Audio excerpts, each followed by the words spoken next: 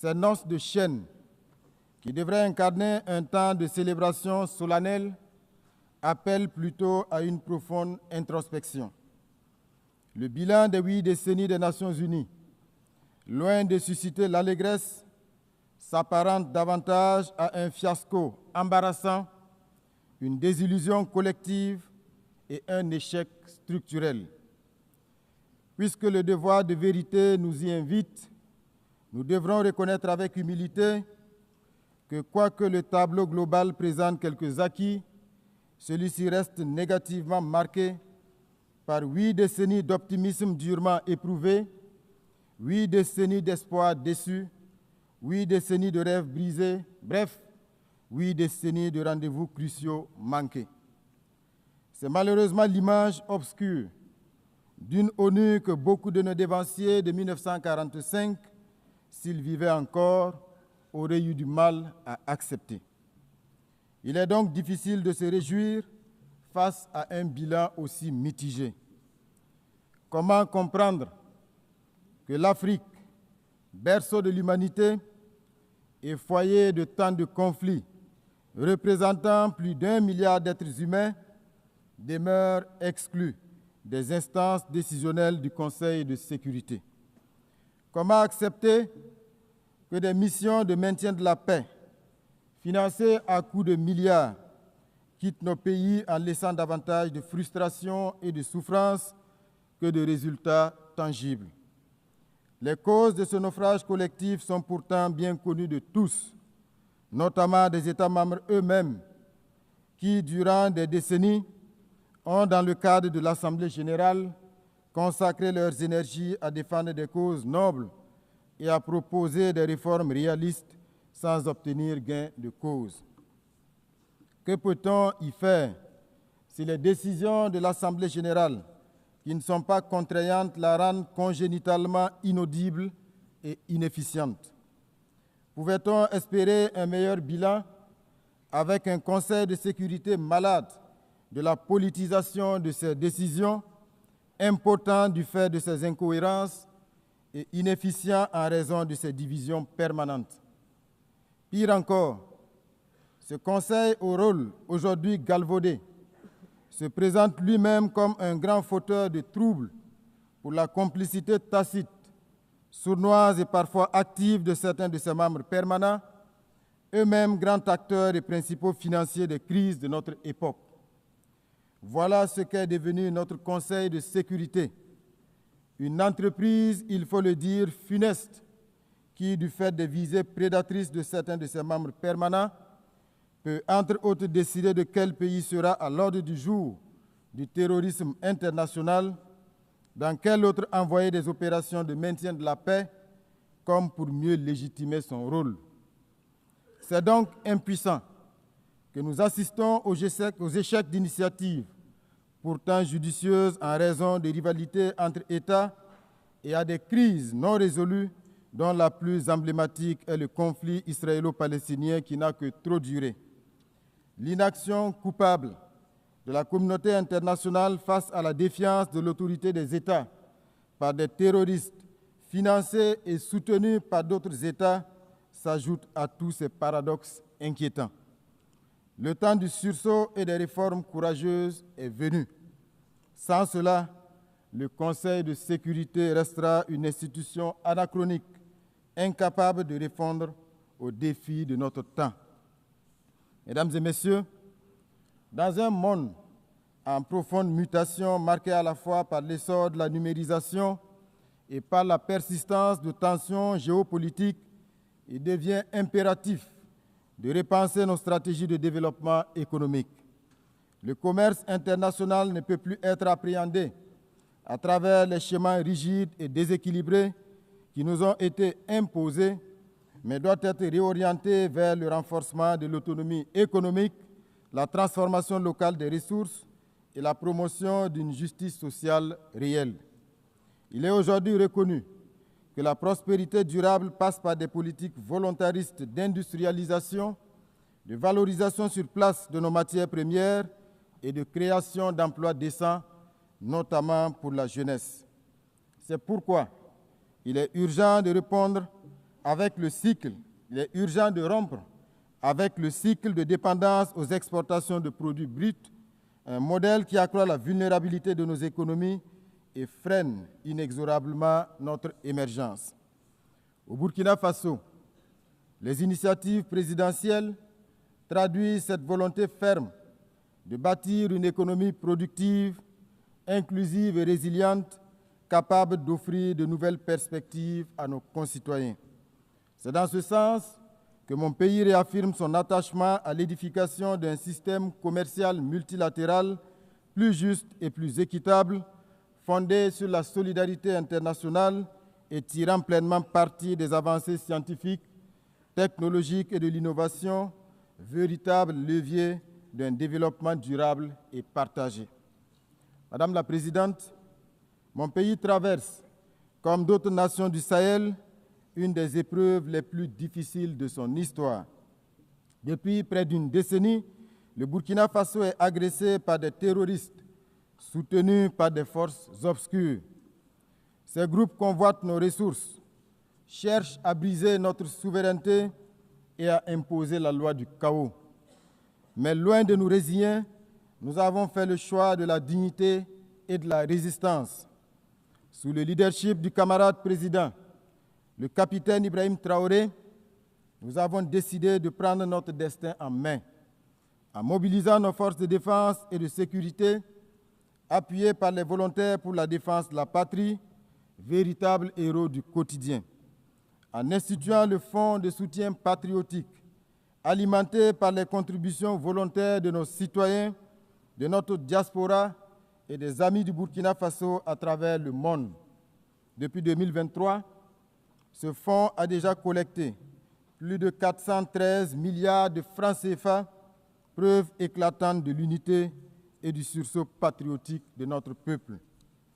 En engageant des réformes historiques pour atteindre la souveraineté alimentaire, réhabiliter nos terres, relancer notre production agricole et réduire notre dépendance aux importations. Ces efforts déployés par tout un peuple déterminé portent leurs fruits. Plus de 72% de notre territoire ont été reconquis, des milliers de déplacés internes regagnent leur localité, des écoles rouvrent, des services sociaux reprennent vie. Le Burkina Faso démontre ainsi qu'un peuple uni et debout peut surmonter les épreuves les plus dures. En tout état de cause, le Burkina Faso réaffirme en toute responsabilité que ses priorités ne sont pas négociables et que ses choix sont plus que jamais à respecter. Mesdames et messieurs, nous inscrivons notre action dans le sens des vertus de la solidarité et de l'unité avec la conviction profonde qu'un peuple rassemblé autour d'un idéal commun peut accomplir de grandes choses. Les efforts conjugués de nos concitoyens de l'intérieur comme de la diaspora et leur adhésion enthousiaste à la dynamique impulsée nous confortent dans la justesse des choix que nous avons opérés sous le leadership du camarade président du Faso. L'engouement suscité par le Fonds de soutien patriotique et l'initiative présidentielle Faso-Mebo en est la parfaite illustration. Institué en 2023, en appui au plan d'action pour la stabilisation et le développement, le Fonds de soutien patriotique a pour vocation de mobiliser de manière endogène des ressources nationales supplémentaires afin de renforcer nos capacités de défense et d'investissement stratégique. Ce fonds a suscité une adhésion massive tant à l'intérieur du pays qu'au sein de notre diaspora. Madame la Présidente, la poursuite méthodique de nos réformes nous permet de saluer aujourd'hui des avancées majeures en matière de gouvernance économique, meilleure maîtrise des dépenses publiques, gestion optimisée des ressources humaines de l'État, rationalisation des charges institutionnelles et maintien d'un endettement viable. Ces efforts sont également perceptibles dans la redistribution plus équitable des richesses nationales afin que les ressources abondantes de notre territoire profitent pleinement aux citoyens qui œuvrent à l'essor du pays et non à quelques intérêts extérieurs ou à leur relais interne. Malgré les difficultés inhérentes à la crise sécuritaire et humanitaire, les actions gouvernementales couvrant l'ensemble des secteurs de développement socio-économique enregistrent des succès notables. Mesdames et messieurs, c'est pourquoi nous nous étonnons des postures condescendantes de certaines agences onusiennes qui s'autorisent à s'immiscer dans notre débat national à travers des narratifs biaisés et déconnectés des réalités du terrain. Nous rejetons avec fermeté le rapport intitulé « Les enfants et le conflit armé au Burkina Faso », émaillé de contre-vérités et dont l'intitulé même relève d'une manipulation sémantique. Je voudrais, à cette occasion, saluer le courage de nos forces combattantes et rendre hommage aux martyrs civils et militaires tombés sur le champ d'honneur pour la défense de notre souveraineté. Madame la Présidente, nous l'avons toujours proclamé, le terrorisme est devenu le prétexte bien trouvé de certains États pour spolier les ressources africaines. Ainsi, nos pays se retrouvent confrontés à des terroristes qui ne sont en réalité que des supplétifs d'armées étrangères prédatrices. Certains États, d'ailleurs, ne se cachent même plus pour revendiquer publiquement le soutien qu'ils apportent à ces criminels. C'est le cas de la France, du régime Macron, dont les médias publics, en plus de la désinformation quotidienne, sont devenus des relais de la communication des criminels, auteurs d'attaques lâches et barbares perpétrées contre de paisibles citoyens. À ce sujet, nous renouvelons notre appel quant à la suite réservée à l'adresse du 20 août 2024 par les États membres de la Confédération des États du Sahel au Conseil de sécurité et qui demeure à ce jour sans réponse. Ce silence persistant ajoute au discrédit de l'institution et laisse planer le doute sur une complaisance implicite. Plus inquiétant encore, certains membres du Conseil de sécurité continuent de piétiner la résolution 1373, pourtant contraignante, qui impose la répression du financement du terrorisme, le renforcement des contrôles frontaliers et une coopération internationale accrue. Au Sahel, nous avons pris acte de cette réalité et avons adapté nos dispositifs sécuritaires à cette donne tout en révisant nos modalités de coopération avec certains pays. Madame la Présidente, nous demeurons convaincus que les Nations unies doivent rester un cadre central de dialogue et de coopération, mais nous appelons à un partenariat rénové, fondé sur le respect mutuel, l'égalité et la solidarité sincère. Mesdames et Messieurs, face aux menaces communes et aux ingérences extérieures, le Burkina Faso, le Mali et le Niger ont uni leurs forces pour fonder la Confédération des États du Sahel. L'AES n'est pas un repli, encore moins une fermeture. Elle est une affirmation, l'affirmation de notre droit de disposer de nous-mêmes, de définir nos priorités et de bâtir une coopération régionale au service exclusif de nos peuples. C'est un choix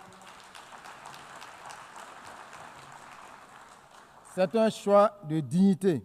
C'est le refus d'un système où nos pays servaient trop souvent de terrain de manœuvre pour des agendas extérieurs. C'est la volonté d'être acteur principal de notre histoire et d'écrire nous-mêmes l'avenir de nos enfants. L'AES s'inscrit dans la continuité du combat de figures panafricanistes telles que Thomas Sankara, Patrice Lumumba ou Kwame Nkrumah. Aujourd'hui, une nouvelle génération de leaders assume ce flambeau avec la ferme conviction inspirée du père de la Révolution d'août 1983 que seule la lutte libère.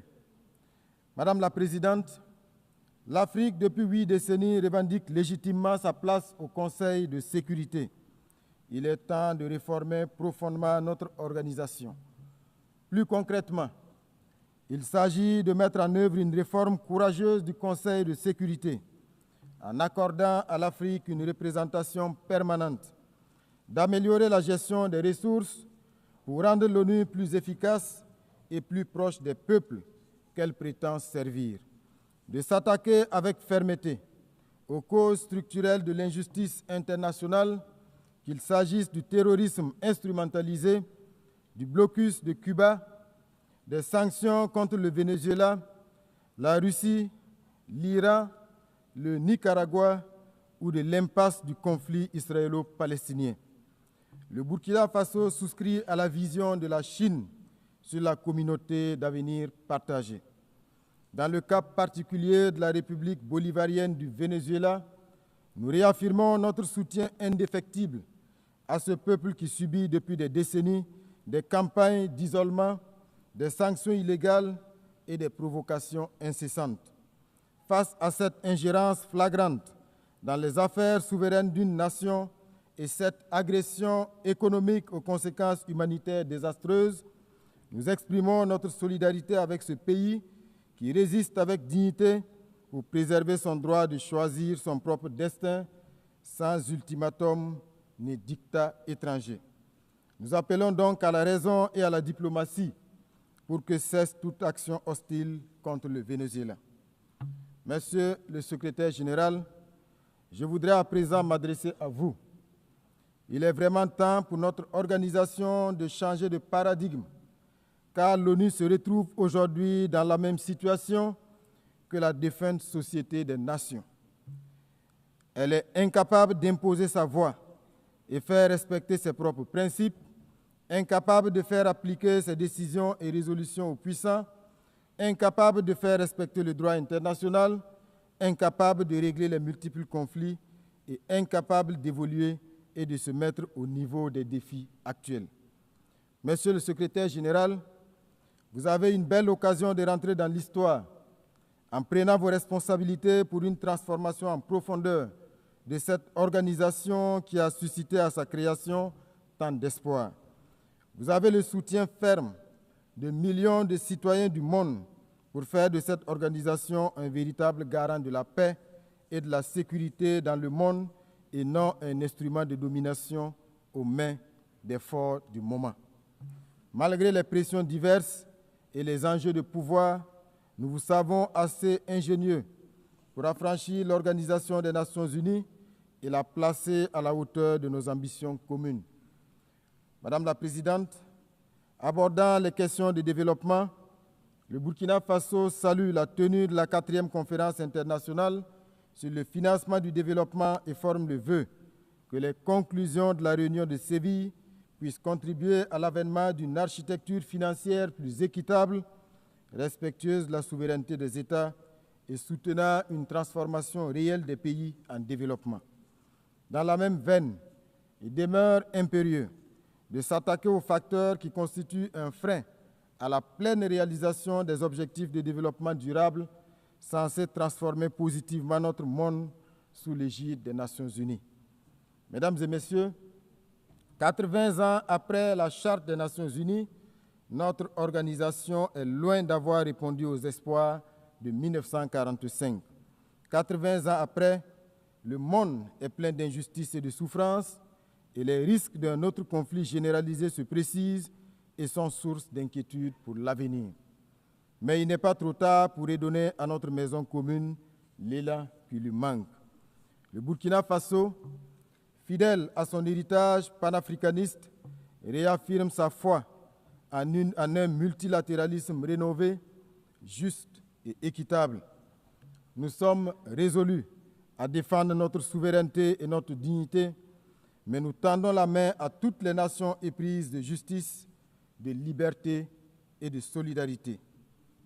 Vive l'Organisation des Nations Unies réformée et crédible. Vive la Confédération des États du Sahel. Vive le Burkina Faso digne, souverain et debout. La patrie ou la mort, nous vaincrons. Je vous remercie.